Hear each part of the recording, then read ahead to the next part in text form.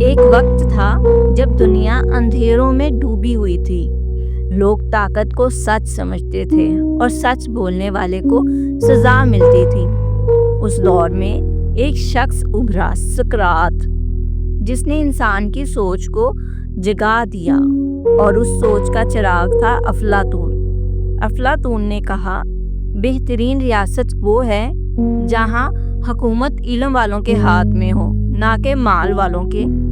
اس نے اپنی مشہور کتاب جمہوریہ ریپبلک میں ایک ایسی مثالی ریاست کا تصور پیش کیا جہاں عدل، اخلاق اور تعلیم بنیاد ہو، اور ہر شخص اپنی ذمہ داریوں کو ایمانداری سے نبھائے۔